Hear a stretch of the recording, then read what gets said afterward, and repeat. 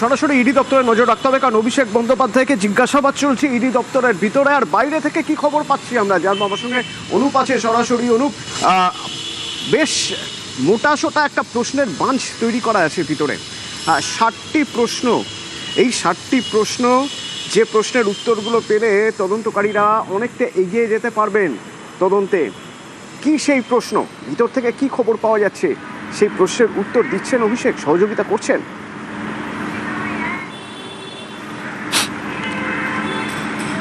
অভিষেক বন্দ্যোপাধ্যায়কে প্রাথমিক যে নিয়োগ দুর্নীতি মামলা, সেই মামলা ইতিমধ্যেই তলব করা হয়েছে এবং দেখা গেল ঠিক 11টার আগে 10:56 তিনি ইডি দপ্তরে এসে পৌঁছন এবং পরবর্তী ক্ষেত্রে সকাল 11:30 থেকে অভিষেক বন্দ্যোপাধ্যায়কে জিজ্ঞাসাবাদ শুরু করা হয়েছে। ইডির 3 জন আধিকারিক তারা এই মুহূর্তে অভিষেক বন্দ্যোপাধ্যায়কে জিজ্ঞাসাবাদ করছে। এর আগে এই মামলায় কিন্তু 2023 সালে জুন মাসে, পরবর্তী ক্ষেত্রে সেপ্টেম্বর মাসে তলব করা হয়েছিল।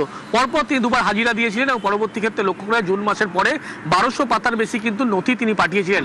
পরবর্তী ক্ষেত্রে সেই নথি যখন দেখা হয় খতিয়ে, তার পরবর্তীতে দেখা যায় সেপ্টেম্বর মাসে 2023 টাকা শেষ তলব করা হয়। কিন্তু আবার দেখা যায় এই চলতি সপ্তাহে যখন তলব করা হয়েছিল, বলা হয়েছিল আজকে অর্থাৎ 15 তারিখ তিনি সরাসরি হাজিরা দেন এবং সেখানে তিনি হাজিরা যেমন দিয়েছে, একাধিক প্রশ্নের সম্মুখীন হতে হচ্ছে। যেমন প্রাথমিক নিয়োগ দুর্নীতি মামলার ক্ষেত্রে একটি অডিও ক্লিপ ভাইরাল হয়েছিল, যেক্ষেত্রে দেখা যাচ্ছিল সুজয় কৃষ্ণ ভদ্র ওরফে কালীঘাটের কাকু, সেখানে কিন্তু জনৈক অভিষেক বন্দ্যোপাধ্যায়ের কথা বলা হয়েছিল এবং চাকরি বিক্রির কথা সেখানে একটি অডিও ক্লিপ উঠে এসেছিল। এবং সেই সূত্র ধরেই যখন ইডি ইসিআর করে এই মামলার, এবং সেখানে দেখা যায় যে জনৈক অভিষেক বন্দ্যোপাধ্যায় বলতে অর্থাৎ তৃণমূলের সাধারণ সম্পাদক অভিষেক বন্দ্যোপাধ্যায় তার কথাই বলছে, অর্থাৎ কালীঘাটের কাকুর মুখ থেকে এই কথাই উঠলো পেয়েছিল। এবং দেখা যায় যে শেষ যে তৃতীয় নম্বর যে সাপ্লিমেন্টারি চার্জশিট সিবিআই পেশ করেছিল, সেখানেও কিন্তু লক্ষ্য করা গেছিল যে সেখানে অভিষেক বন্দ্যোপাধ্যায়কে জনৈক অভিষেক বন্দ্যোপাধ্যায় বলে উল্লেখ করা হয়েছিল। এরপরে মানি লন্ডারিং সংক্রান্ত তথ্য পায়, আর্থিক লেনদেন সংক্রান্ত তথ্য পায়, যে তথ্য দেখা যায় যে lips and bounce Abhishek Bandyopadhyay যে সংস্থার কোম্পানির সিও পদে রয়েছেন এবং সেখান থেকে কিন্তু একাধিক আর্থিক লেনদেন হয়েছিল এবং তথ্য পায়।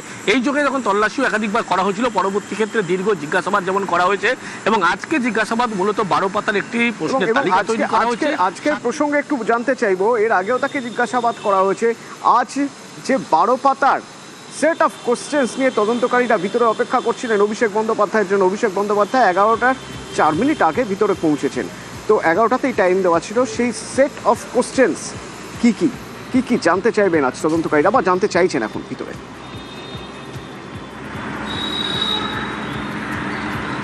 তবে অভিষেক বন্দ্যোপাধ্যায়ের কাছে তদন্তকারী আধিকারিক তারা জানতে চাইছে, তার বয়ান লিপিবদ্ধ করতে চাইছে। তার কারণ দেখা যাচ্ছে যে এই যে লিপস অ্যান্ড বাউন্স কোম্পানি তিনি সিও পদে ছিলেন, এক্ষেত্রে এই প্রাথমিক নিয়োগ দুর্নীতি মামলার ক্ষেত্রে কিভাবে আর্থিক লেনদেন হয়েছিল, কিভাবে তিনি সংস্থা লাভবান হয়েছিলেন, এবং এই আর্থিক লেনদেনের ক্ষেত্রে লিপস অ্যান্ড বাউন্স কোম্পানি তিনি সিও পদে ছিলেন, তিনি তো গোটা বিষয় জানা উচিত কিভাবে এই আর্থিক লেনদেন হয়েছিল। প্রাথমিক নিয়োগ দুর্নীতি মামলার ক্ষেত্রে যে চার্জশিট সিবিআই পেশ করেছিল, সেই চার্জশিট ধরে কিন্তু ইসিআর করেছিল ইডি।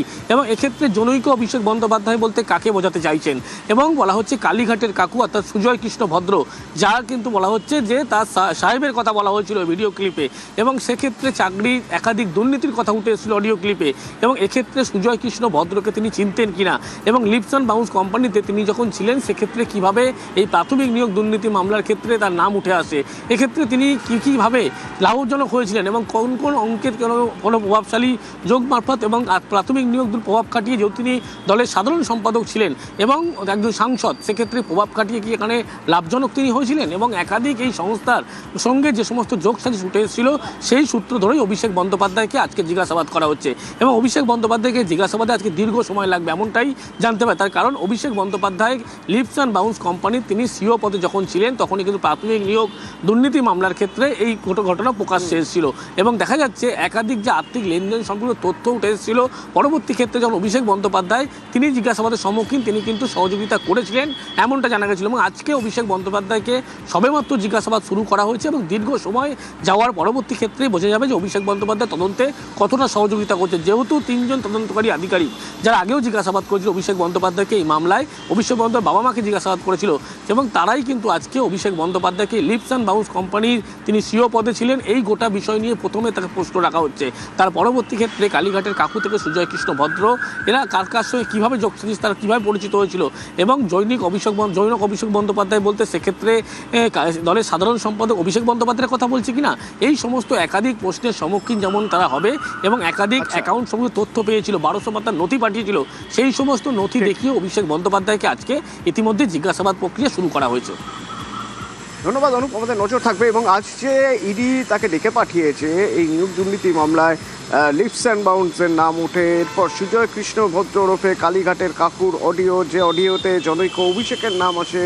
এর আগেও অভিষেককে ডেকে পাঠানো হয়েছিল, আজও অভিষেক বন্দ্যোপাধ্যায়কে প্রাথমিক নিয়োগ দুর্নীতি মামলায় ডেকে পাঠিয়ে জিজ্ঞাসাবাদ করা হচ্ছে। এ প্রসঙ্গে দিলীপ ঘোষ কি বলছেন রাজ্যের মন্ত্রী, শুনুন।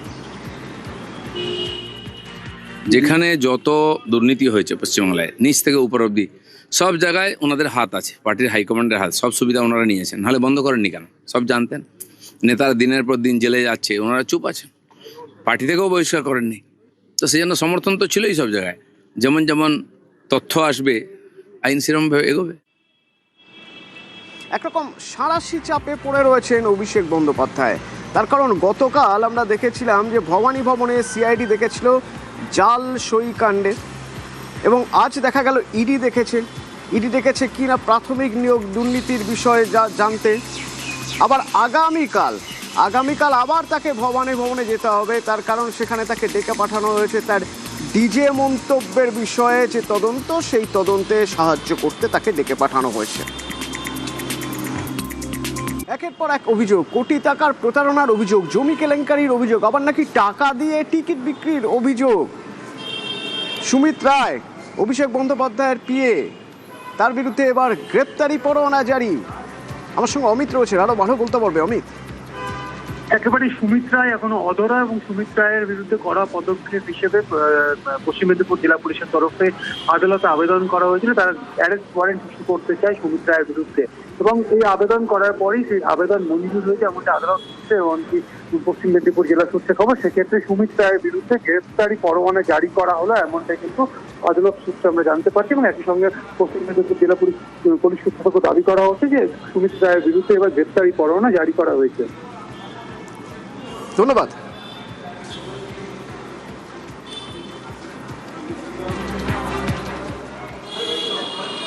এই সুমিত রায়ের নাম কিভাবে জানা গিয়েছিল সুজয় হাজরাকে গ্রেপ্তার করার পর।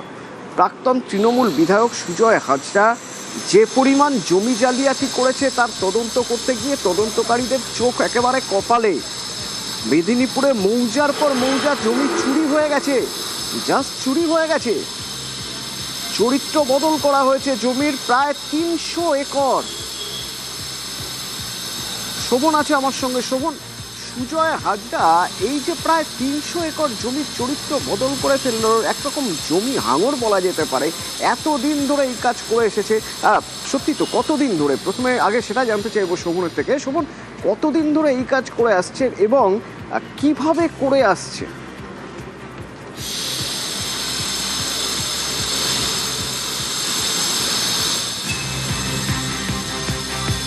শোভনের সঙ্গে কথা বলবো, তবে স্থানীয়রা কি অভিযোগ করছেন শুনুন।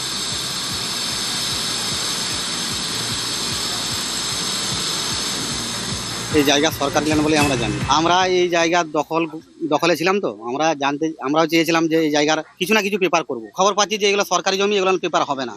কিন্তু তা সত্ত্বেও টিএমসি সরকার আসার পর এগুলো দেখছি যে জমি মাফিয়াদের নামে হয়ে গেছে। ওরা তখন নিতে আসছে, আমরা তো তখনই অবাক যে কিভাবে হয়ে যাচ্ছে এগুলো। আপনি যোগেশ্বরপুর মৌজা দেখুন, মহেশ্বরীপুর মৌজা দেখুন, মেটাল মৌজা দেখুন, সীতারামপুর মৌজা দেখুন, এখানে ম্যাক্সিমাম বিঘাকে বিঘা, কোনো জায়গায় মৌজাই একদম নেই।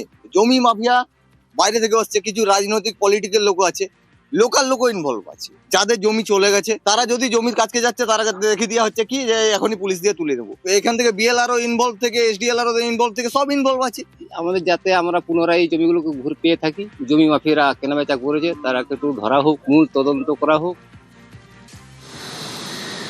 শোভনে তো মারাত্মক অভিযোগ, এই সুজয় হাজরা কিভাবে একের পর এক জমি দখল করে নিত?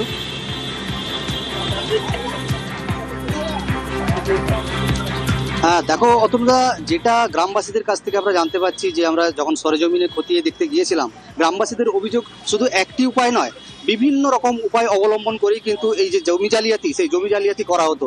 তার মধ্যে যেমন ছিল যে সরকারি জমির চরিত্র বদল করা হতো, চরিত্র বদল করে সেই জমি বেশি চড়া দামে বিভিন্ন প্রমোটারদেরকে বিক্রি করা হতো। শুধু তাই নয়, যেসব যে রিফিউজি ল্যান্ড ছিল, শালবনির যে বিভিন্ন এলাকায় যে রিফিউজি ল্যান্ড, সেই সব রিফিউজি ল্যান্ডের পর্চা নকল করা হতো, সেই সব রিফিউজি ল্যান্ডের রেকর্ড নকল করা হতো, রেকর্ড জালিয়াতি করা হতো এবং জাল রেকর্ড বের করে সেই সব রিফিউজি ল্যান্ডও কিন্তু বেহাত হয়ে যেত প্রমোটারদের হাতে। এভাবে কিন্তু বিভিন্ন ধরনের উপায় অবলম্বন করা হতো।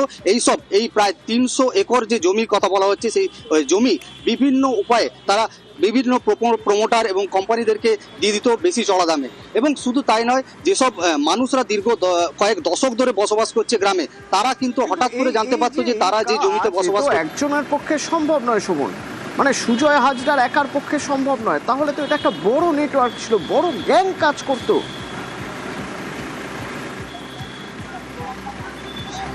একেবারে অতনুদা, দেখো যেটা এলাকার মানুষের অভিযোগ, শুধু একজনের পক্ষে এই ধরনের কাজ করা সম্ভব নয় এবং এর পেছনে রয়েছে বিভিন্ন স্তরের, যেমন পঞ্চায়েত স্তর থেকে বিভিন্ন জমির যারা মাফিয়া রয়েছে তারা যেমন জড়িত রয়েছে, তার পাশাপাশি পঞ্চায়েত লেভেলে বিভিন্ন নেতারাও এর সঙ্গে জড়িত রয়েছে। তারা এই ধরনের অভিযোগ করেছে গ্রামবাসীরা। শুধু তাই নয়, সেই সব নেতারা যখন গ্রামবাসীরা তাদের বিরুদ্ধে যখন প্রতিবাদ করত, তখন তাদেরকে বিভিন্ন ধরনের হুমকি দেওয়া হতো, তাদেরকে জেল খাটানোর হুমকি দেওয়া হতো, পুলিশে ভয় দেখানো হতো। এই ধরনের বিভিন্ন উপায় অবলম্বন করা হতো সেই সব গ্রামবাসীদের কাছ থেকে এই জমি হাতিয়ে নেওয়ার জন্য। এমনটাই অভিযোগ উঠে আসছে শালবনির বিভিন্ন এলাকা থেকে। অতনুদা এবং সুমন, এই সুজয় হাজরার যে টিম, সেই টিমের মধ্যে কি কোনোভাবে সুমিত রায় ছিল? এ প্রসঙ্গ উঠছে তার কারণ সুজয় হাজরাকে জিজ্ঞাসাবাদ করেই অভিষেকের আত্মসহায়ক সুমিত রায়ের নাম উঠে আসছে এবং তারপর সুমিত রায়ের খোঁজে এখন হন্যে পুলিশ।